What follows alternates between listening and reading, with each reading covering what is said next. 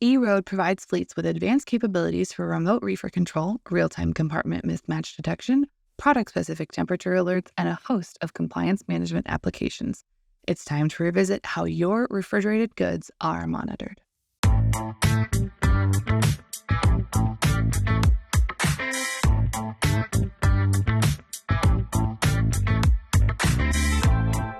Welcome to Running on Ice, the coolest community in freight. I'm your host, Mary O'Connell, bringing you the latest tech updates, warehouse news, and everything happening in the cold chain world.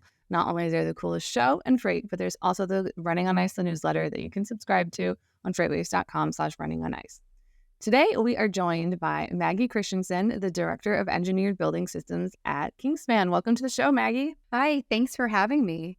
So I'm kind of excited to talk about it. This is something we haven't really talked about much on the show, and that is what goes behind the cold storage warehouses and behind everything that keeps everything cold, and that's the installation part. And that's something that you guys are kind of experts in. But before we get too far into that, let's get some background on you and kind of how you got started at Kingspan. Oh, sure. I often joke that I was born in a panel manufacturing plant. My father was a manufacturer's rep for 40 plus years. And he used to take me to trade shows when I was 5.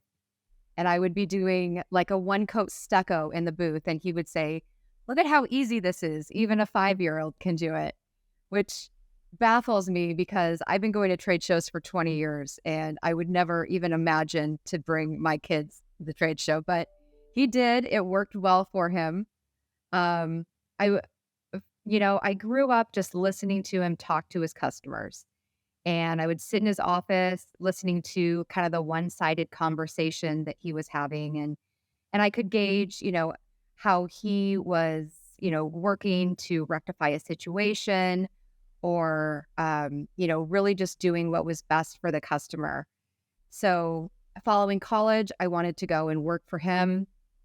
I worked for him for 10 years as his outside sales representative covering the Midwest, about 8 or 9 states.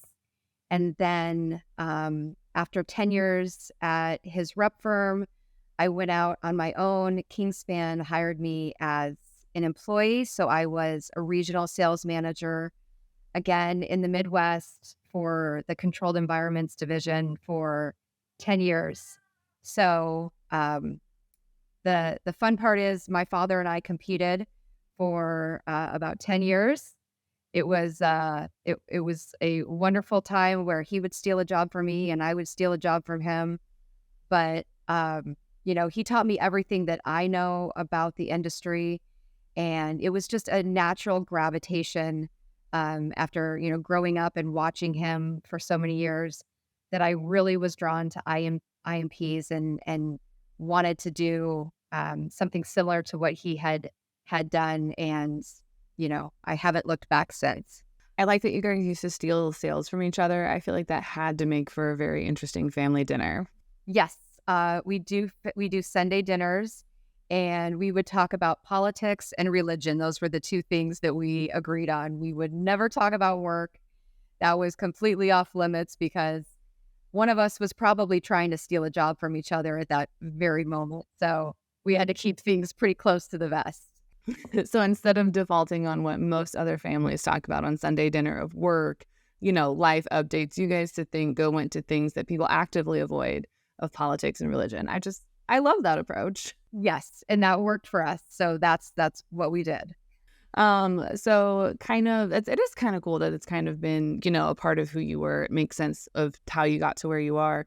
But now that you aren't really, I guess, I don't know that are you selling in your current role, or are you doing more of like the system stuff? So yes, so in the spring, the opportunity came for the director of engineered building systems, which is on our pre-engineered metal building side of the business. It was an opportunity that just presented itself. And I thought, I had done cold storage for 20 years. I think I'd like to try something different. And so I jumped in feet first about April of this year. And so now I am on the director level. And managing a little bit differently than I was when I was on the sales side.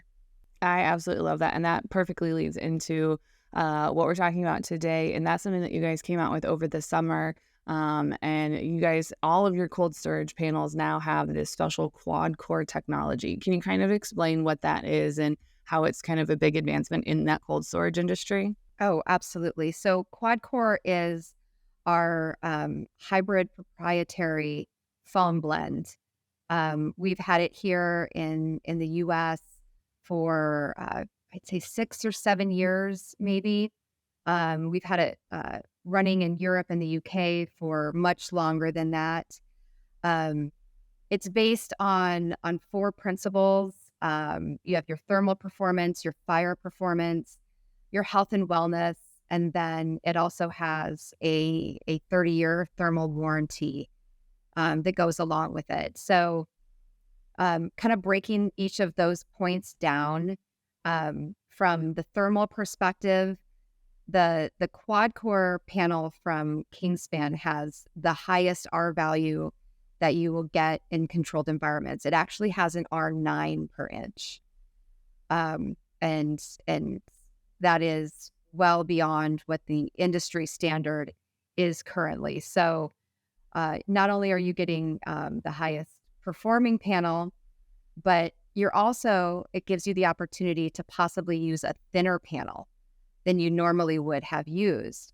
So let's say you have a required R value that's been determined already, and you're going to go with, say, a 6-inch panel. Depending on what that R value has been set at, you might be able to use a 5-inch panel because our R value is that much higher than the competition's. So lower costs with the ability to potentially use a thinner panel. You'll have more interior space with the quad core panel as well if you're using a thinner panel. And then moving over to the fire performance, this is the highest performing panel in a fire environment that you can get with a foam panel.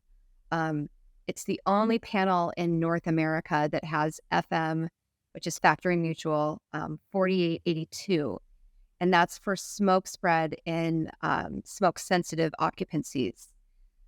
So if you think about a fire, heaven forbid there were to be, let's say, a dock fire, all of the contents within the building has a great chance of being destroyed. And it's not necessarily from the fire itself. It's from that black billowing smoke that's going to be burning off of the foam. The quad core has a very low smoke emission, very low off gassing that you would not get with another panel. A standard urethane panel in the market is going to smoke considerably, have tremendous off gassing, and considerable flame spread as well. The quad core is designed to have very low very low fire spread. So able to, mitigate the fire opportunity, I guess, within that building. Also, the flash point at which the panel would even ignite is about 40% higher than a standard foam panel. So if you think about how, let's say you had a bonfire the night before and you want to have another bonfire, and you have that log that was already burned and charred from the night before. Well, the quad core panel does something similar. When it starts to burn, it starts to char on the outside. And so if you think about how difficult it is to get that used log burning, you really have to work at it, right?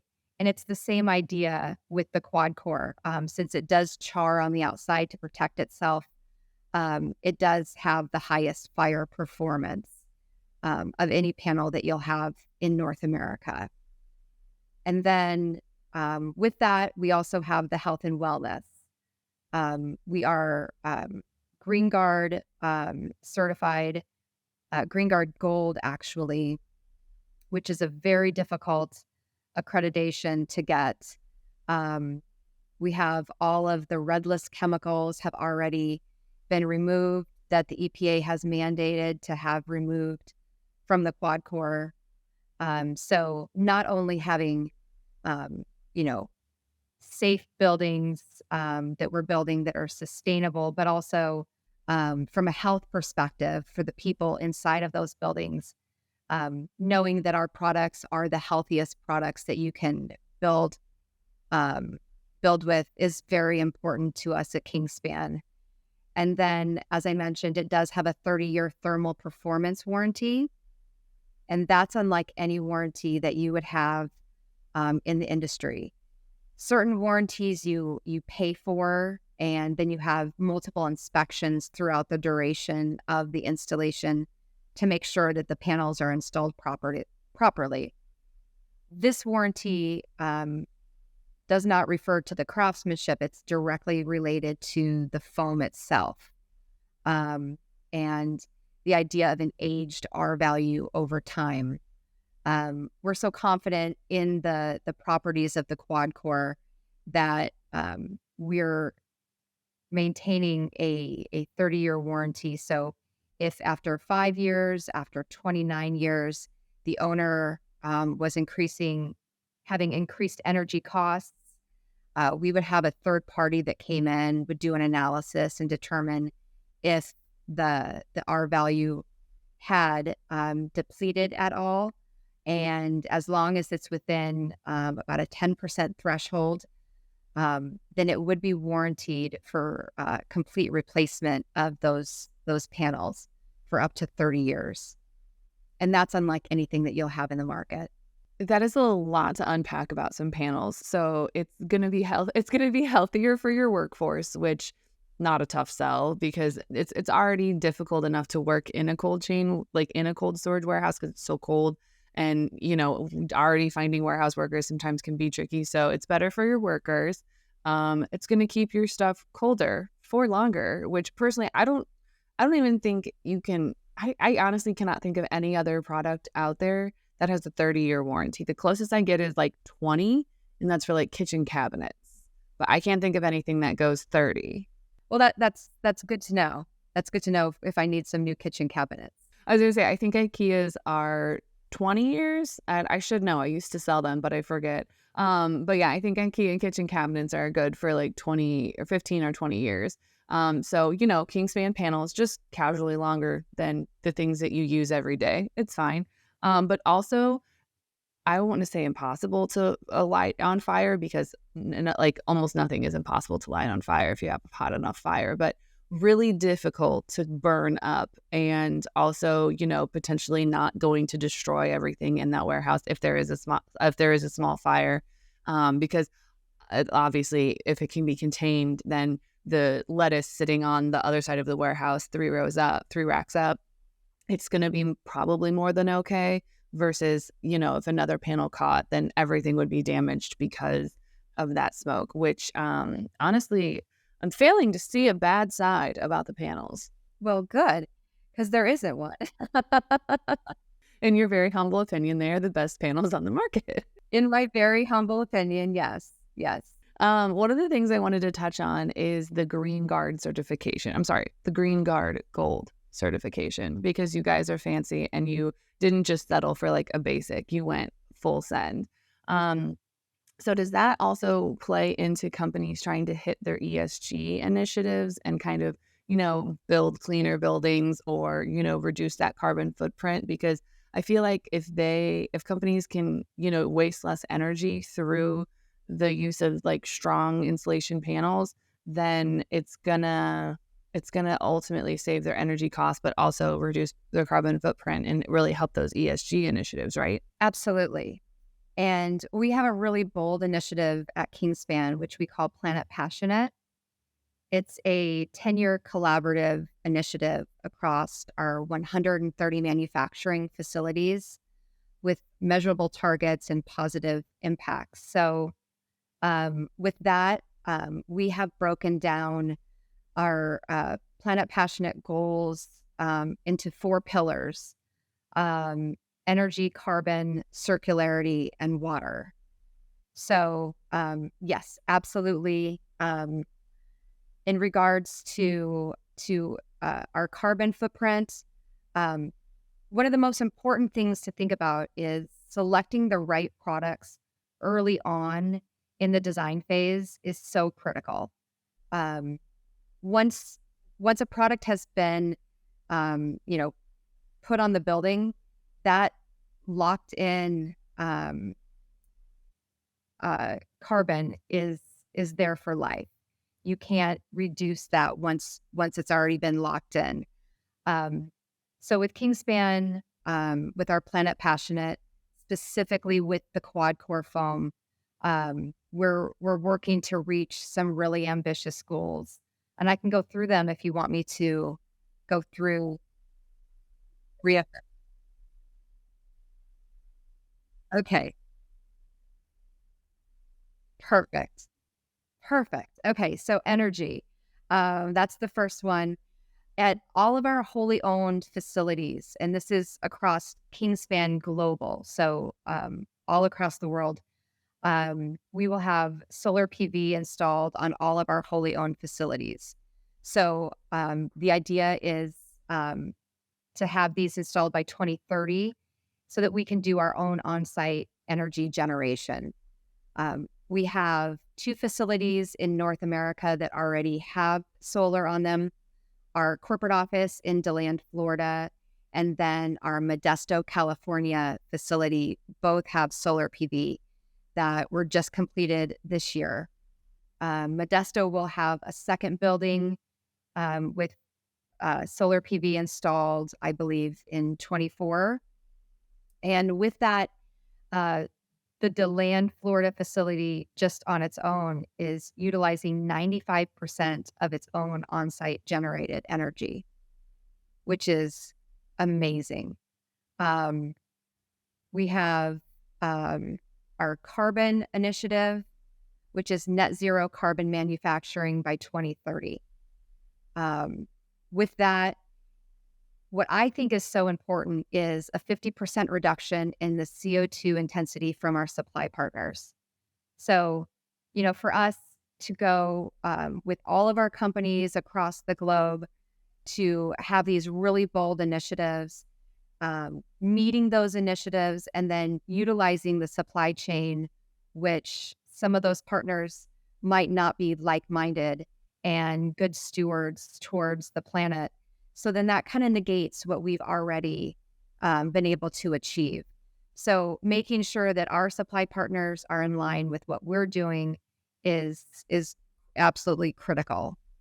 And then all of our employees do drive EV vehicles, and that's an initiative to be met by 2025. So there's a few people that haven't got their electric vehicles yet, but they will soon. The time is coming.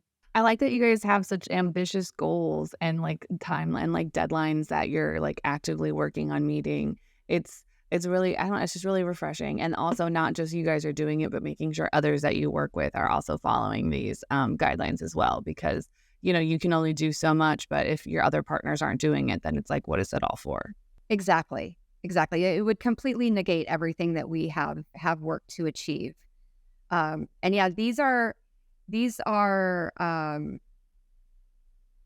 goals and initiatives that have been set by our CFO, and it is by no means these are the dates that we will be meeting. And with each acquisition of a new company, we start over with that company. So we are actively working on this on a daily basis. Another one that we have is circularity, because 30% of all waste generated annually comes from construction. And that is a huge piece of the pie. So whatever we can do to limit and divert waste streams away from the landfills is incredibly important to us. We have a zero company waste to landfill initiative by 2030. At our facilities, we have color-coded bins where we break up the foam, the steel, wood, and, just other waste streams, keeping those separate so that we can utilize different types of recycling opportunities. One that's really cool, we have teamed up with a company out of Georgia called Beltertech. They take our used and our scrapped insulation. We peel off the steel. We send them the insulation. They actually grind that down into a powder, and they use that in their concrete mixtures to give it a lightweight property, but also it has thermal properties as well. It is really, really cool. So if you follow different companies on LinkedIn, I would say Beltertech is one to follow because they're always showing their recycling and upcycling of the foam. That was one of my first questions I was going to ask you is how, because like steel, obviously you can melt it back down. There's certain recycle pathways that work for various, like for great construction materials. But one of my first ones was foam because you can't really it's hard to recycle foam. And turns out you guys found an answer for that. We found an answer for it. Yeah, it's pretty cool. And they'll have a demonstration that I've seen on LinkedIn where they have two pieces of concrete. One is just a standard concrete, and they have someone pick up that block, and then they have them pick up the one that has the recycled QuadCore foam in it, and it's considerably lighter. And everyone's eyes are just like, oh my gosh, So just really cool, interesting ways to repurpose these items, which would otherwise just be going, to the landfill. Another thing that we're doing is we're upcycling 1 billion PET bottles. So those are like your pop bottles, your water bottles, upcycling those into our QuadCore foam by 2025. I'm told the goal is 1 billion by 2025. I'm told we're supposed to meet that goal next year. What we're doing is we're taking those plastic bottles, working with another company that melts it down to the original polyol, and then we take that polyol and we upcycle that into the QuadCore foam. So you can take a product like a water bottle and turn around, upcycle it, and make something like an insulated metal panel that can be used on a building. Literally, how fast do I slide you a credit card for that? Like, it's because it's one of those where because you're not only removing waste from your production stream, but you're also removing it from like the everyday consumer stream. You're just saying, we're just going to take that. Thank you. Exactly. Absolutely. So that's a pretty ambitious initiative that we have there as well. Zero company waste to landfill by 2030. And the last one is water. We are committed to harvesting 100 million liters of rainwater by 2030. So in our Modesto, California facility and our DeLand, Florida facility, we have rainwater harvesting, and we use that for as much as we can there on site so that we're not pulling from the local municipalities, specifically for California, which is just naturally a drought-stricken state. So we're able to water the lawns and utilize it for non-drinking water, but harvested right there on site, which is really, really exciting. Just to these little things to do our part is really important. I really like that. You guys are like, not only are we going to build the best insulation panels there are in the market, but we're also gonna put our money where our mouth is, and we're also going to make it much more sustainably and just arguably better. So I really like that approach that you guys have. Yeah, it's pretty exciting. That being said, getting to the most exciting question of the day, Maggie, we are almost out of time, but that does mean that you have to answer the question that everybody that comes on the show has to answer. Might be the hardest question you get all day. Are you ready for it? I am ready. Is cereal considered a soup? Is cereal considered a soup? I don't know if cereal is considered a soup, but here's what I do know. here's what I do know. I would not dip my grilled cheese sandwich in a bowl of soup. I think that's a fair enough assessment. I do like that answer. Because, it doesn't hit the same, that hot grilled cheese sandwich going into a nice cold bowl of Cocoa Puffs. No, that's my answer. I'm sticking to it. I absolutely love it with conviction. If anyone wants to reach out to you on, the best grilled cheese sandwich and the best soup combination, or if they have any more questions on the Kingspan panels and anything they have on that regard, where can they find you outside the show? Outside the show, you can find me on LinkedIn, Maggie Christensen. Also, you can find me on the website at kingspan.com or via email, which is maggie.christensen@kingspan.com. Awesome. Thank you so much for joining us today, Maggie. Yeah, thank you for having me. I appreciate it.